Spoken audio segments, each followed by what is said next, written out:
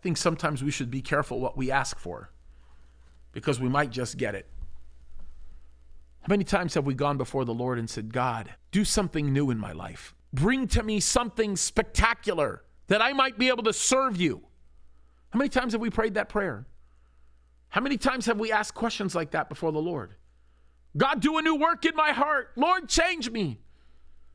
Many of us have asked that prayer. Many of us have sang those songs. Many of us have sat in a place where struggle after struggle, difficulty after difficulty, hardship after hardship, pain after pain. We go before the Lord and we say, renew our hearts, renew our minds, renew our bodies, renew our strength. Give us what we need to do the work that you've called us to do.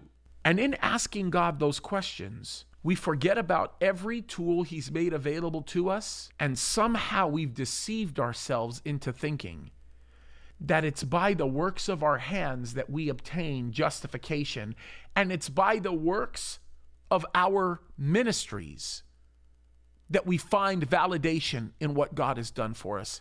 Yet the most revolutionary thing that we could ever come to consciousness of, that we could ever become aware of, is the fact that the author here is telling us that Jesus did every last bit of the insurmountable work that we could never do. That Jesus did every last bit of every cumbersome thing that we could never, ever accomplish because of our imperfection and our fallacy. Jesus did literally everything, and I mean everything, that we were incapable of doing. And then he opened up the door through his sacrifice so that we could take credit for that perfect work.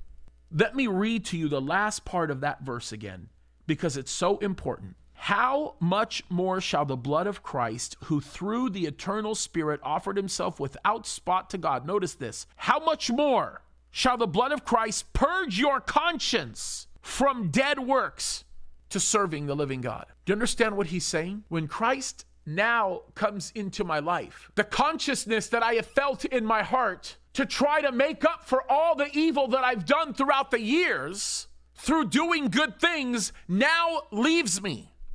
And I am converted to a mindset that says, I will no longer practice dead works to appease a God that cannot be appeased by my dead works. Rather, I will recognize that all appeasement came through the finished work of Christ on the cross, and my lifestyle of dead works, trying to make things right and better, is going to get flushed down the toilet, and the new works that I will do will be as a result of my consciousness of how God is the one who's transformed me, made me perfect, given me everything that I need, and thus I will put my hands to the plow as a result of the gratitude that comes from what Christ has done, rather than looking at it transactionally and thinking that my works is what brings me my salvation. It's the amazing thing about salvation that God's given us. It's not tied to what we did this morning. It's not tied to what we're going to do tomorrow. It's not tied to whether or not we read a certain amount of our Bible or we prayed a certain amount of times. It's not tied to any physical work that you could think of. Those works are found in death. Those works are found in man attempting to make things right for themselves, rather than recognizing that we do what we do out of gratitude to the true and living God who has transformed us and has changed us and made us brand new.